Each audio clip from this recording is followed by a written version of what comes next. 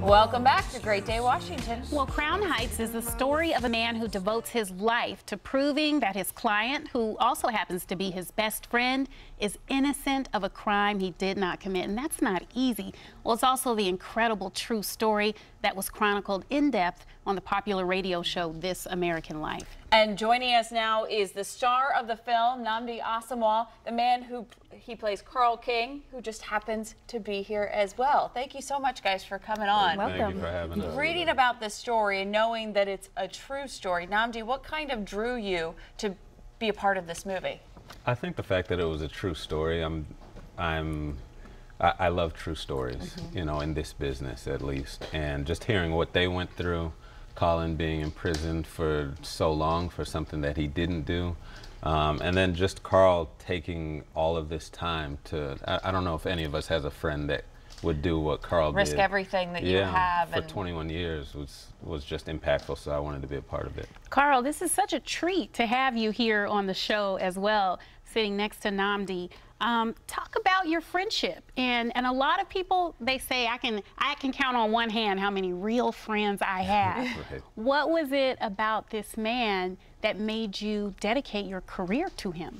Well, first of all, the situation he got into, which he didn't put himself in. And You knew he was innocent, first Right. of all. And then, well, at a young age, I value friendship.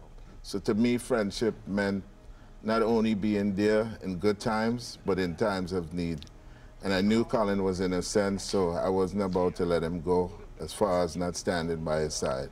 And you guys were just teenagers when all this Yeah. We knew happened, each other from the age of 5 years old, elementary school in Trinidad. And then we came to New York a few years apart. Nnamdi, when you approach a role like this and have a chance to sit with Carl, what was that interaction like, and how to learn from him? That was amazing. So if you watch the film, Carl, in order to get close to lawyers, because he didn't have any formal training, he became a process server.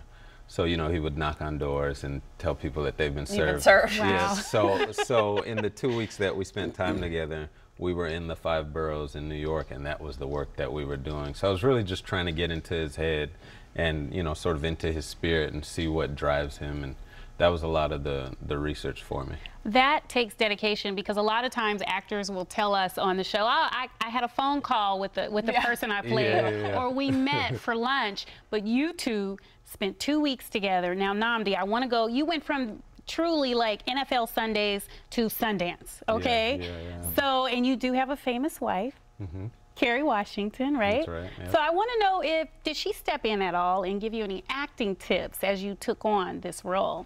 Well, I've had a lot of support, you know, and I think anytime that I say it all the time, anytime you're transitioning from one career to another or one position to another, it's important to have support, and especially at home. Yes. And I've had a lot of that, so it's really helped me with where I am.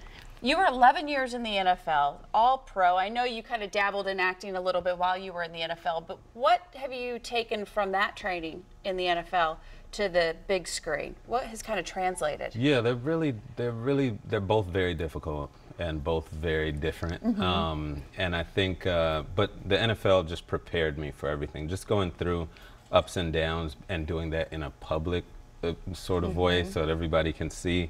You know, you grow up really quickly. It teaches you perseverance and drive and dedication, and I just use all of that in acting now. So It's just a new really kind helped. of game day. It is, That's exactly. all, new kind of game day. Exactly. Well, I read that when you retired, you were looking for something to do that gave you that same rush that you got Yeah, right that's before right. you were about to go out. So that's true. That's absolutely right, yeah. And so I was like, maybe that was theater, you know, and I started doing some of that.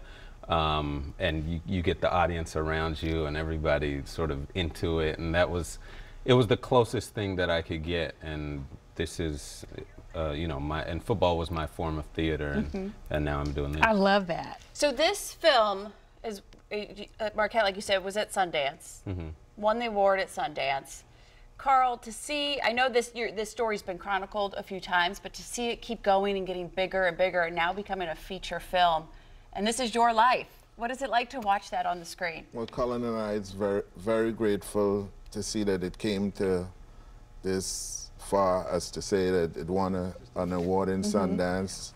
So it's good that the film is out there to let people know that even what happened in 1980 is still happening in 2017. Right. I was gonna say it's still so relevant, and just seeing how you were able to maneuver that and get that justice, but it's still happening today. I know you're big on the social justices. Yeah, it's it was difficult when we actually researched it, and I spoke with a man, Brian Stevenson, who wrote a book called Just Mercy, and he talked about what it takes to free someone that's innocent from prison. But you know, you just go through situations where sometimes the system is more interested in a conviction than in finding the truth, and this was one of those situations. But I always tell people, Carl's story and all of this is what's really uplifting. It just brings a lot of hope and really shows that one person can make a difference no matter what. I think that's huge. And one of my questions, piggybacking on what you said, Kristen, is it won the Audience Award because I think it strikes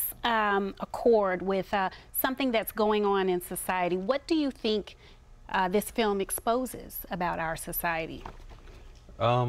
That we still have work to do, you know, that we still have work to do. And, you know, it's been, you know, that was 30 or so 37 years ago. Yeah. 37 years ago, and I think 10 years from now, we'll still be dealing with some, hopefully it's less, but it takes time. It takes time to change a mindset, and this is one of the people that said, I'm gonna change it. I'm gonna use the power that I have within myself for good. I love that. Everybody, go see this film. It's truly inspiring, definitely educational. Wouldn't you agree? Nnamdi, Carl, thank you. Carl and Colin, thank you for sharing your story. Nnamdi, thank you. September 1st. September 1st. Here. Crown Heights here in DC. It is released. Awesome. Right. Congratulations. Thank you very much. It's been fun to watch. We'll be right back. After the break.